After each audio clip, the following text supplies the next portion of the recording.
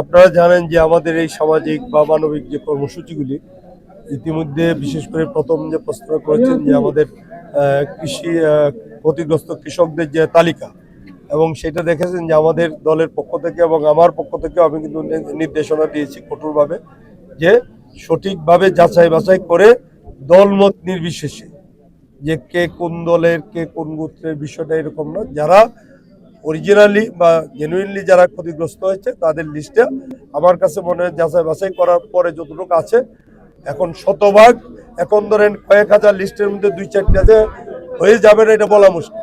তবে আমাদের দৃষ্টিগোচর হলে আমরা অবশ্যই এটা পরবর্তীতে এটা কেটে দিব এবং তাদের বিরুদ্ধে ব্যবস্থা নিব। তবে আমরা স্বচ্ছতার সহিত আমরা যে আগামী দিনে যে আমাদের মাননীয় প্রধানমন্ত্রী জনাব তারেক রহমান সাহেবের যে প্রণোদনা দেওয়ার যে নির্দেশনা আগামী 3 মাস ব্যাপী, এটা হয়তো প্রয়োজনে বাড়তেও পারে, আপাতত 3 মাস ব্যাপী এটা ঘোষণা করা আছে। সেই ক্যাটাগরিক্যালি আমরা ক্ষতিগ্রস্তদের মধ্যে সেটা অচিরেই সেই কার্যক্রম শুরু হবে। এবং আজকে যে টিনের বিষয়টা, এটা আমাদের যদিও আমাদের ক্ষতিগ্রস্তের পরিমাণ অনেক বেশি, বিশেষ করে বেশ কিছুদিন অতিবৃষ্টি শিলাবৃষ্টির জন্য অনেক ঘরবাড়ি নষ্ট হয়েছে এবং সেই হারে আমরা দিতে পারি নাই।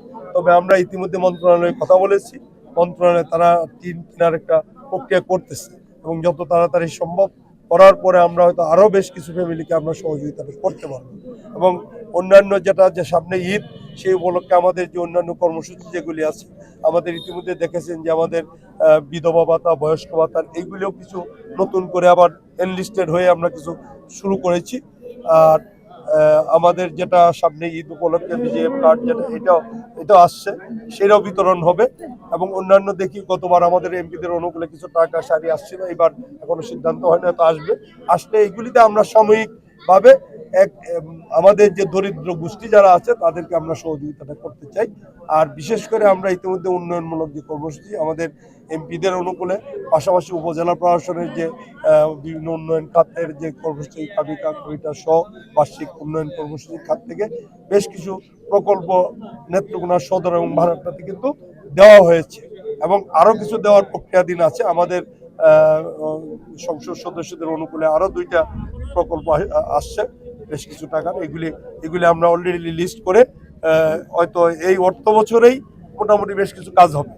আর আগামী অর্থ বছরটা তো পরে, আমরা আশা করতেছি এই অর্থ বছরের শেষ দিকে বেশ কিছু দৃশ্যমান কাজ আমরা দেখতে পাবো। 29 জনকে আমরা 29 জনকে দিয়েছি। আমরা উপজেলা সদরেও বেশ কিছু আগে আমরা বেশ কিছু ফ্যামিলিকে আমরা দিয়ে আসছি। আজকে এখানে 29 জনকে দিয়েছি, আমরা পরবর্তীতে এটা আরো বৃদ্ধি করবো।